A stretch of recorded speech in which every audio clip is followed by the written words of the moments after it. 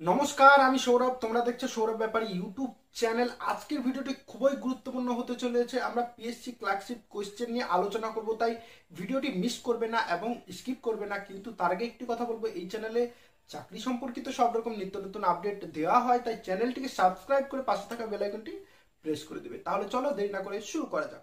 প্রথমে PSC security কেমন দিয়েছে সেটার ব্যাপারে আলোচনা করি। এখনো পর্যন্ত যেটুকু খবর এসেছে, পিএসসি দুর্দান্ত সিকিউরিটি দিয়েছে। মেটাল ডিটেক্টরদের চেক করা হয়েছে এবং প্রশ্ন ফাঁসের কোনো বিষয় ওঠে না।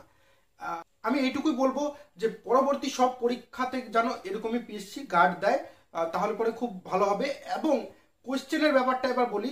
দেখো, কোনো রকম কোয়েশ্চেন এখনো পর্যন্ত কোনো ইউটিউব চ্যানেলে কিন্তু আলোচনা হয়নি, এবং সবাই বলেছে কিরকম কোয়েশ্চেন এসেছে, ধরনটা বলেছে, কোথায় থেকে এসেছে, এই বিষয়গুলো বলেছে।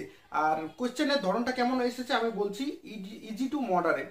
খুব কঠিন কিন্তু কোয়েশ্চেন আসেনি, এবং সবাই বলছে যে দাদা মোটামুটি ভালো নাম্বার তুলে আসতে পারবো। কেউ বলছে 80, কেউ বলছে 75, এমন করে নাম্বার বলছে। এবং ম্যাথটা যেমন এসছে 25-30 আরামসে তুলে নিয়ে যাবে।